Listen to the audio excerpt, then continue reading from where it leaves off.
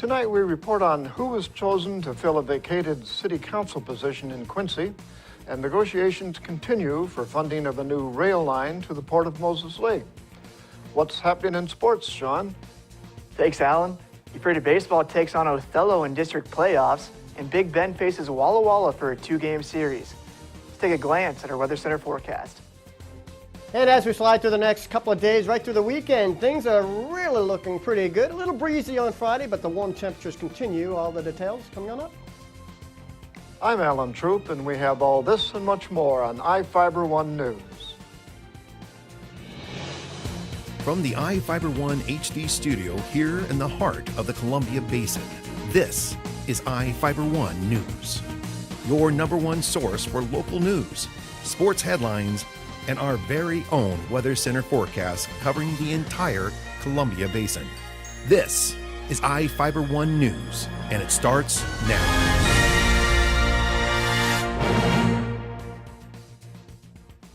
Gina Saldana is the newest member of the Quincy City Council. The council appointed the 25-year-old woman Tuesday night to fill the spot vacated by Dustin Peterson.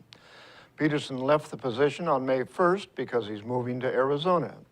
The council listened to presentations from the 7 applicants for the position before going into executive session to discuss their qualifications. The council returned to a public meeting roughly 10 minutes later and voted unanimously to appoint Saldana. Saldana is the daughter of former council member Jose Saldana. She said her parents were active in the community and she was interested in serving in government since high school. Saldana will need to run for election in November to serve roughly a year and a half remaining in Peterson's term. Moses Lake Police joined students at Peninsula Elementary School for National Bike to School Day on Wednesday. Reporter Joe Utter has the story. Wednesday was National Bike to School Day, and Moses Lake Police joined in with students at Peninsula Elementary School for the morning ride and a safety lesson for the kids with some help from the Moses Lake Fire Department. Police Chief Dave Ruffin explains the program. Well, basically it's National Bike to School Day, and so it's a national event, and we were invited by Peninsula School, the principal here, Sydney Richens. The health department is also in partnership with the program. And so earlier today we had a skills course that was set up at El Sendero Church, which is a couple of blocks from here. And each one of the kids we made sure they had a bike helmet, and then it was checked for safety, and then the kids were shown how to navigate a skills course. And then once they completed the skills course, then we all biked from the church parking lot here to the school. Ruffin said it's important for the officers to interact with the students, whether biking to school, reading to the students, or just stopping by for recess. And the interaction pays off in the long run. When the officers are in the schools, it lets the kids know, lets the staff know that the officers are approachable. And so that pays big dividends in the long run. It lets the kids know that when they see the police, that the police are there to help them. And we're proud that the schools get us involved. We have 2 SROs that work for the school district or work with the school district, but the other officers try to get involved in the schools as time permits. This is Joe Utter for iFiber One News. Alternatives to Washington's greenhouse gas tax are being discussed at the Grant County Economic Development Council luncheon on May 19th. The lunch runs from 11 a.m. to 1 p.m. at the Masto Conference Center at Big Bend Community College. The cost is $18 per person. Brandon Housekeeper, Association of Washington Business Director of Government Affairs, and Ashley Mencheni with Quinn Thomas Public Affairs in Seattle are discussing Governor Jay Inslee's carbon cap and trade proposal and presenting current research.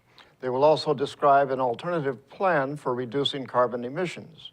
People wanting to attend can reserve a seat online at www.grantedc.com.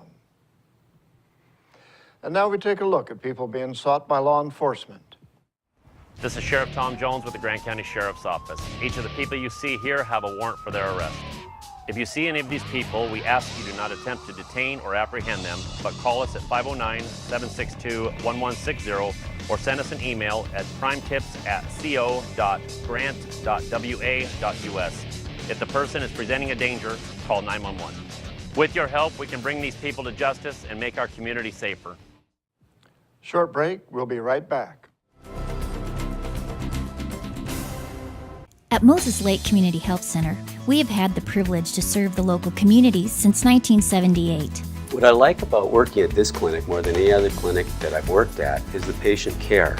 With the patient care team that we've assembled, it allows us to take care of as many facets of the patient and their family's needs.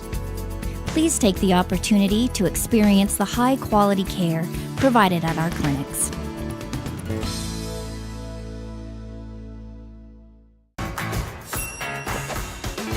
When you find out about the DQ $5 lunch, all this food for only $5, you gotta tell people about it. So I situated nice. Frosty drink next to this juicy grilled burger and fries. Get my sundae, boom. I just dropped a $5 lunchagram on all my friends. Get ready for a little $5 indie. Michael, we like your style. The $5 lunch. Entree, fries, drink, plus a sundae. Only at your DQ. This is fan food, not fast food.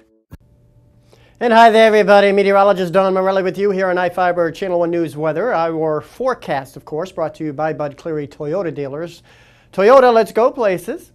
And overnight tonight to Friday and actually right through the weekend, things are looking very, very nice. A little uneventful, a little boring here in the weather department. It's going to be a little breezy, though, as we slide through our Friday, if not overnight tonight a bit. But the above normal temperatures are going to continue for the next 3-4 days with the winds up there a bit.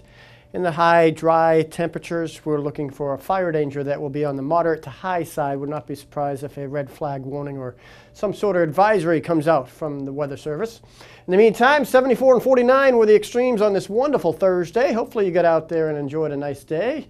A little bit above normal on both ends of the thermometer. About 5 degrees above normal for the low and about 4 degrees above normal for the high. And in Moses Lake, similar story. Temperature bottoming out again at 49 degrees, same low that we had here in Ephrata. 76 was the afternoon high. Now, currently outside, boy, is it nice out there. 73 degrees, a light wind from the north, at times gusting up to 20 at times. And again, the next 24 hours as the disturbance drops out of Alberta, well to our east, winds are going to squeeze in here a little bit during the next 24 hours. Here's this little disturbance again coming out of eastern British Columbia, Alberta area, mainly towards Montana, but it's indirectly affecting us with the little pressure gradient that is going to increase the winds. But you see right through Saturday, not much going on. Now during Sunday, a weak front tries to come inland, a little cloud cover, but nothing terribly significant. Most of the moisture hanging offshore, at least probably until Monday, Tuesday, when a little instability comes our way. Maybe getting a little spot shower here or there, but still mainly warm and dry for the next couple of days. Speaking of warm temperatures, look at these temperatures, upper 60s to mid 70s west of the Cascades, lower 70s, maybe a few upper 60s in the inland northwest. And here in the basin, oh wow, what a way to end the work week. Hopefully you can get out there for a nice lunch hour, enjoy a little lunch on a picnic bench or whatever. Very, very nice temperatures. Again, a little breezy, but temperatures well up into the 70s, approaching 80 degrees. Would not be surprised if one or two of you actually come in with a 80-degree high to end the work week. Speaking of 80 degrees, we'll be near 80 again on Saturday, lower 80s Monday and Tuesday. And again, I don't want to forget moms. Happy Mother's Day. Still have a couple of days to get a nice gift and maybe a spot sprinkle as we slide into the work week next week. But all in all, looking very, very nice. Keep it here. Sports is coming up. It's a wake up and smell the flowers thing. A kick cabin fever to the curb thing. It's a just gotta be me thing.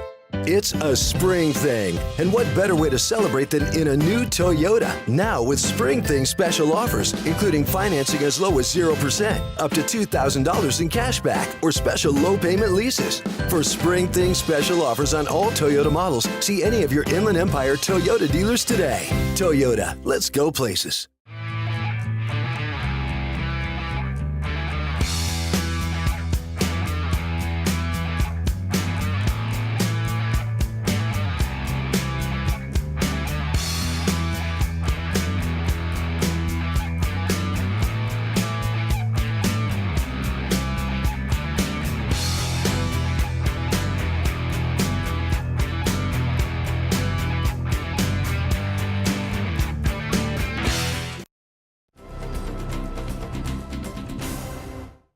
Tigers vs. Huskies in a big first-round playoff game at Johnson O'Brien Stadium.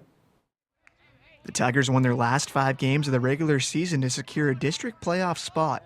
In those 5 games, Ephrata outscored opponents 71-1. The Tigers were looking to keep things rolling against first-round foe Othello, but it was the Huskies coming out strong. Othello scored 6 runs in the second inning. Big base hits by TJ Martinez and Alex Garcia knocked base runners home, giving the Huskies a 7-0 lead after 3 innings. But in the bottom of the 4th, Justin Nahogue struck back in a big way.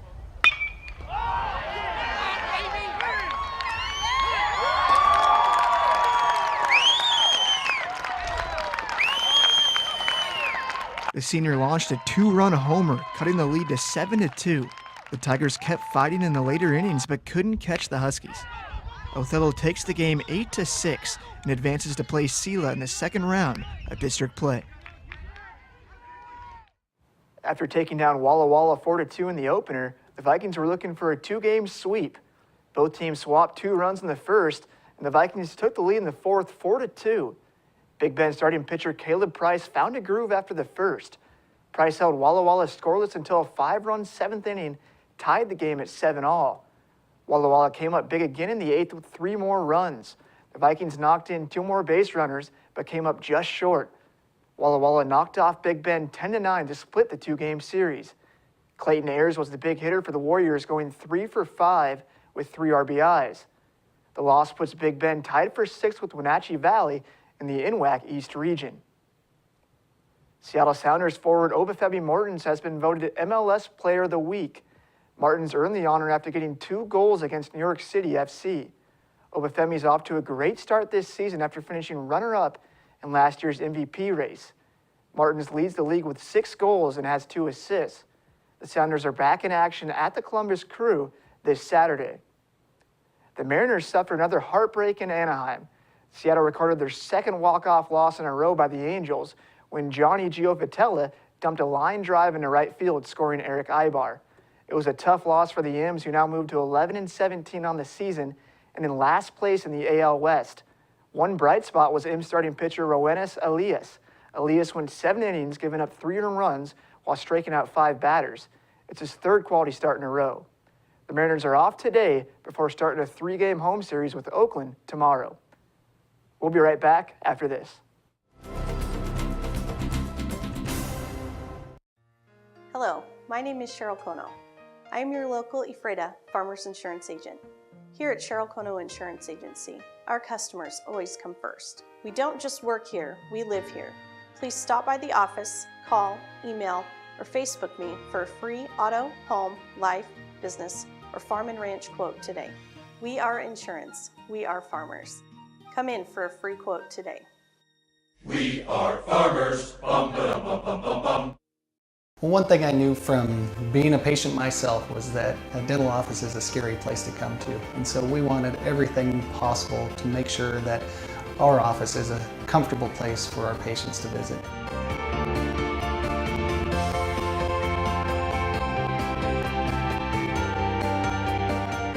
The patients that I have, my clients, have made me a part of this community, and we want to give back in every way possible.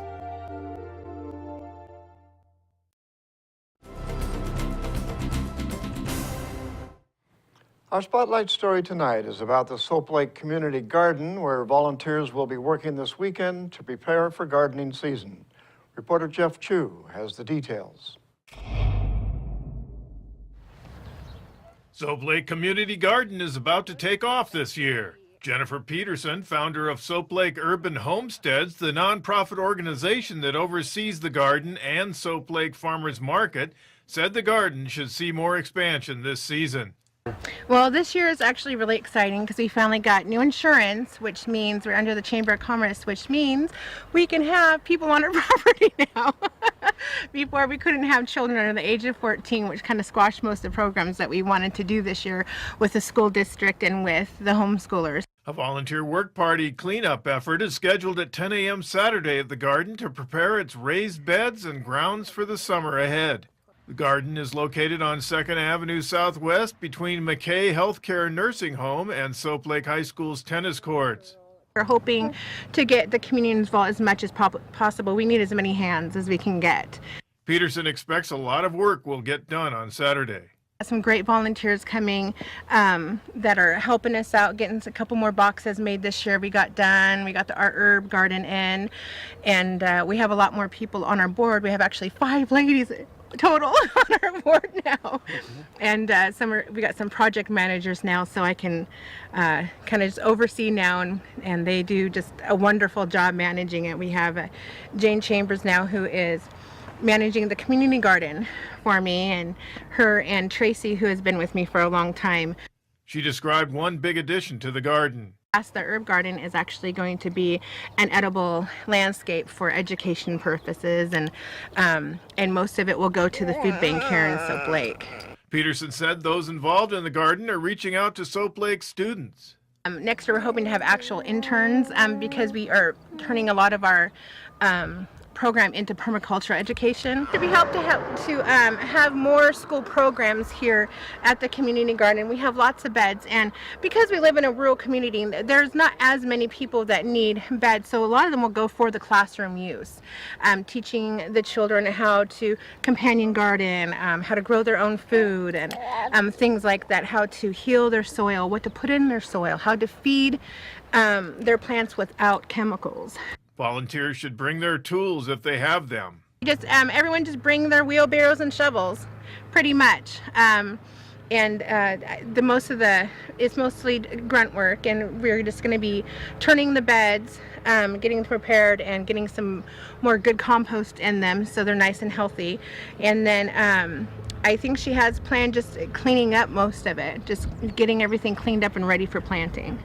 I'm Jeff Chu for iFiber One News. And we'll be right back after this. Have you been to iFiber1.com? The most up-to-date news in the Columbia Basin is just one click away. With news, sports, and weather, you can stay in the know with what's going on in your community. Read your news on the go by visiting iFiber1.com on your tablet or even your phone.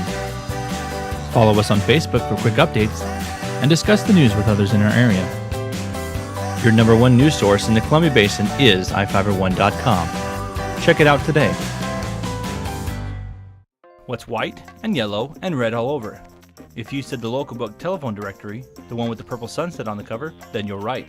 In print and online at statewideyp.com, it features up-to-date local maps, community information, and a calendar of events. With a restaurant dining guide with full local menus and a reverse directory, you're sure to find the number you're looking for. It's the best way to get the information you need. Pick up a copy of the local book today or visit statewideyp.com.